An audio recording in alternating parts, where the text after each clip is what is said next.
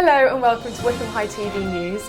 I'm Alex in Year 10. And I'm Deya, also in Year 10.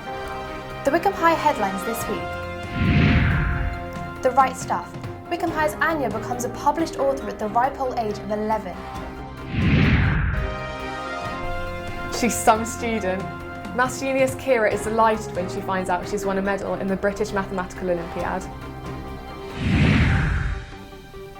And at the start of National Stress Awareness Month, what gives you stress and how to beat it? We've been out and about to get some top tips.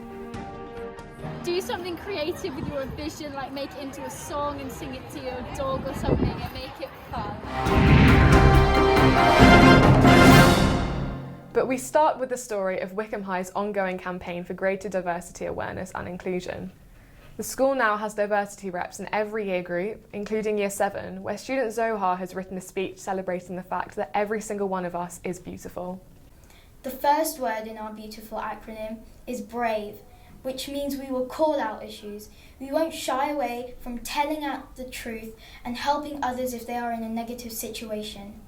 E in beautiful stands for equal, which shows that we are all the same but unique, different. We all treat each other with kindness we deserve. Zohar, how did the speech come about? The idea for this speech came about because in one of our diversity meetings, we had decided that we're going to do a speech. And I also wanted to let people know that we're accepting of everyone, because people might feel that they're not being accepted as for who they are, or they're not being respected for who they are, but in truth they are, and I just wanted to show that. How long did it take you to write the speech? It took quite a while to write the speech, but once I started writing, I kind of got my flow. It wasn't that difficult because I actually felt emotional about not emotional, but like I had feelings for the project. So when you have emotions to do with the project, it's easier to talk. How pleased are you with the way things turned out? I'm very pleased with how the speech turned out, and I'm so touched how I'm being able to be recorded today for it. This is the acronym we have made to show the importance of knowing what diversity really is, because we care about each other, and we, WHS, are the definition of beautiful. We are all beautiful, you are beautiful. Thank you for listening. That report was produced by Aoife and Emma in Year 7. And we will be showing Zohar's speech in full at the end of the programme. Now, it's been another award-winning week here at Wycombe High. First up, 19 of our chemistry students who produced a winning formula in the British Olympiad run by the Royal Society of Chemistry. Subject leader Miss Green was understandably #WicHighProud. We're here today to present the awards for the Chemistry Olympiad. It's a really challenging quiz exam run by the Royal Society of Chemistry. We had 19 students enter this year with a total of 4 silver and 8 bronze certificates. It's designed to really stretch the most able students and get them to apply their chemistry to situations they've never seen before. So they had to be brave and creative thinkers to undertake this challenge. It is designed for Year 13 students, but some of our Year 12s took part as well, and so they did exceptionally well to gain awards. Go Wycombe High! It's a really tough challenge, but I'm really proud of everyone for taking part. The toughest part of the test was actually understanding what the question wanted me to answer, but I'm so glad I took part and I got a bronze. This was really hard, but I was really surprised and pleased to get a bronze. That report was produced by Helena, Lily and Zoe in Year 13. Also up for an award this week, Wycombe High's resident maths genius Kira in Year 13. Our reporter Lily takes up the story. Today, I've been sent to the head teacher's office. No, nothing bad, in fact quite the opposite. Year 13 student Kira knows that she's been awarded a certificate of distinction in the British Mathematical Olympiad. What she doesn't know is that she's also won this official bronze medal. Mrs Cromie is about to surprise Kira with the news and present her with her medal.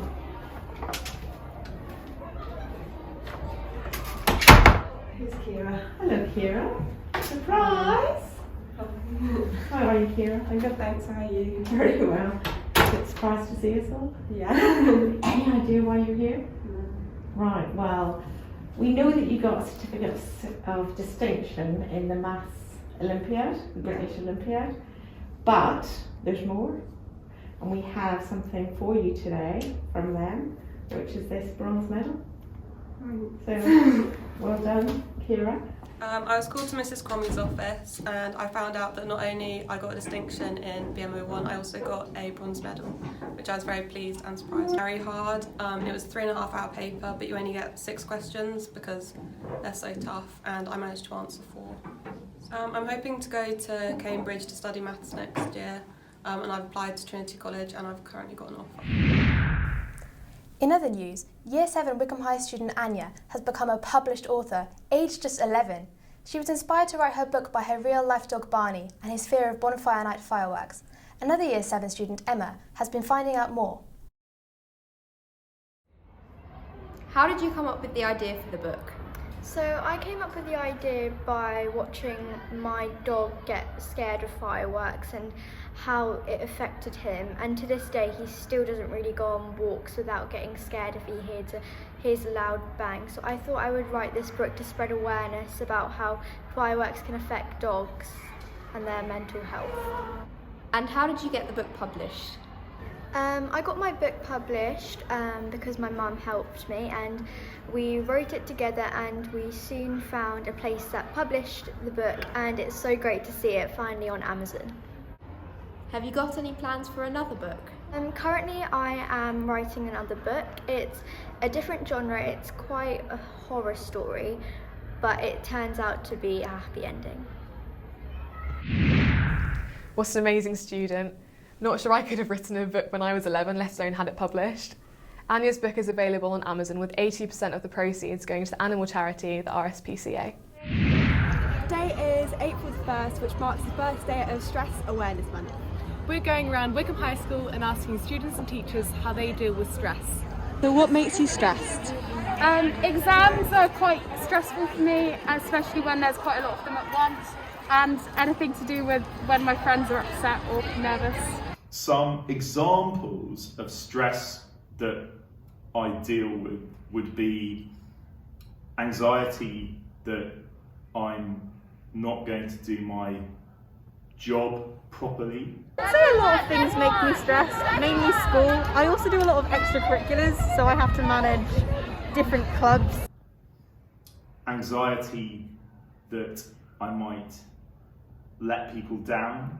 Well, there's a lot of work stress, especially within the school, because of the amount of work that we're given. And I know they don't mean to put that much pressure on us, but there is obviously that pressure, especially with coronavirus and things like that.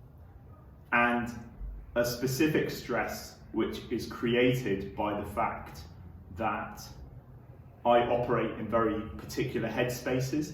I deal with a lot of stress from homework and school especially, but I also deal with stress due to my mental health, which is not cool, but... And so sometimes I'll find that the top thing that I need to do is something that I am unable to do because I'm in a different headspace, and I find that quite difficult to deal with. I deal with it in a way that makes it easier to get rid of, in a way. So it's easier to do it in chunks rather than all together. Because if I focus on all of it, I'll just get overwhelmed. How do you deal with your stress? Not very well, but I'm getting better. I'd say a lot of it comes from taking days off and taking time to relax. That comes in the forms of just sitting down and watching a film or listening to music or something like that. I just try and make sure that I set myself a schedule so I can get my work done. Do something creative with your vision, like make it into a song and sing it to your dog or something and make it fun. What I try to do is I try to accept the reality that sometimes I can't do the number one thing on my list, but what I will do is try to do something. So I suppose boiling it down to a word, I work, but it might not necessarily be the first thing I need to do, but it will be something, and just through the activity of doing that, I find that it alleviates stress. I'd say talking about it with other people is probably the best, because it's great to find a community of people to stress with rather than stressing by yourself. So I say that's a good way to deal with stress. So there you have it. Let us know if you use any of these tips to help yourself and others. And finally, from this second ever edition of Wycombe High TV News. Last week saw the final episode of our weekly game show High Q, and last night it was the turn of High Notes to say goodbye. The weekly series of lockdown livestream concerts that are exclusive to Wycombe High School have been a Wednesday night favourite for the past 11 weeks, with amazing musical performances from students of all ages. The show's become so popular, one of its presenters, Anna, was stopped in the street in Marlow last week and asked for her autograph. What has been the secret of the show's success? Our reporter Helena went over to the New Music Centre to talk to Anna and her co-host Evie. Good evening, everyone, and welcome to the High Notes Grand Finale.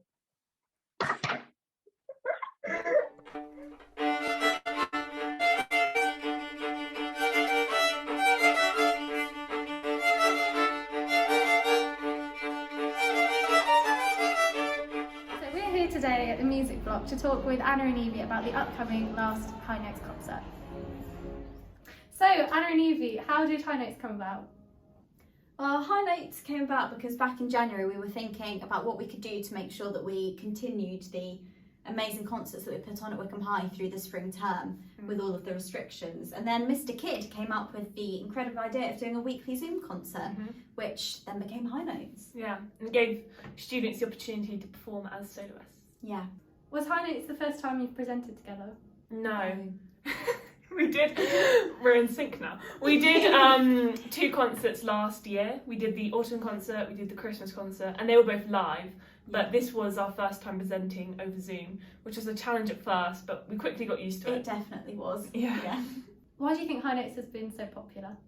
Well, I think it's like Anna was saying earlier, because we've had the opportunity to see all of the students here as soloists, and we've gotten to really get to listen to them and how they play their instruments and the different techniques and styles that they have, whereas before we'd only really heard them in concert band and orchestra, and actually it's just been really nice to delve a bit more into everyone's talents. Yeah, and it was also something nice for everyone to look forward to each week during lockdown.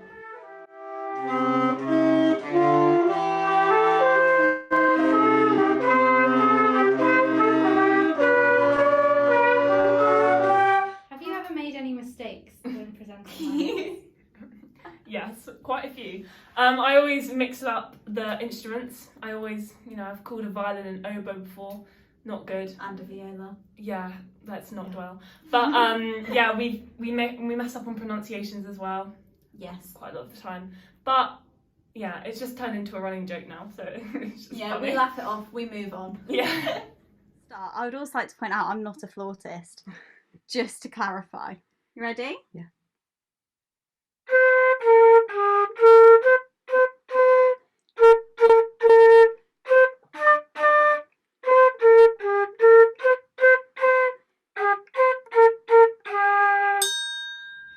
So what has been your favourite performance? Oh, I don't think I have one. I think they've just all been incredible. Don't think we could really all pick. of them. Yeah. But I am looking forward to this Wednesday's concert. Yes, definitely. When we have Family Week. So it'll be nice to see everyone, all the students perform with their siblings and their parents. I think that'll be really and interesting. just see the dynamics. Yeah. Thanks, guys. Thank you for having us, and thank you at home for tuning in to watch High Notes every week. It's been a pleasure. Yes.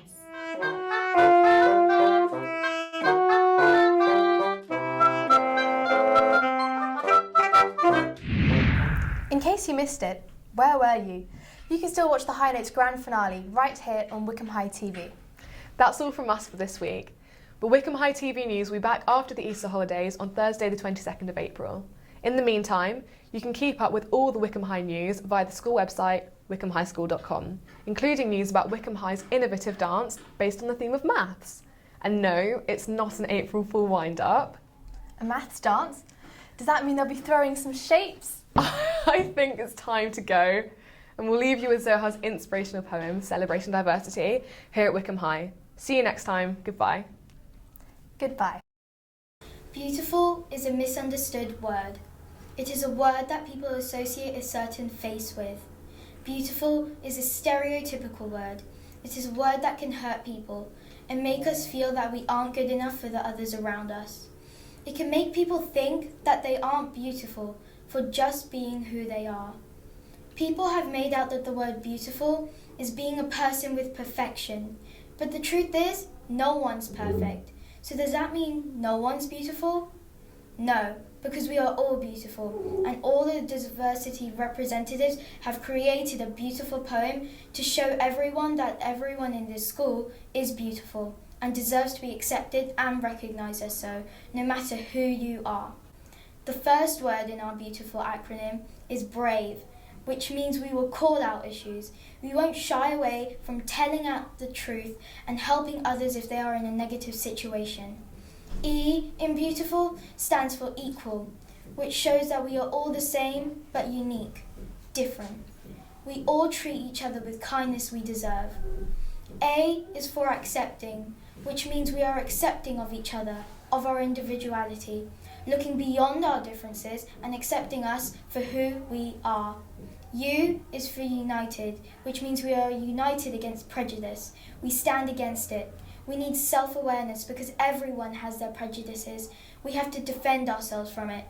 T is for tolerant, tolerant of each other. We stay together in everything. I stands for inclusive.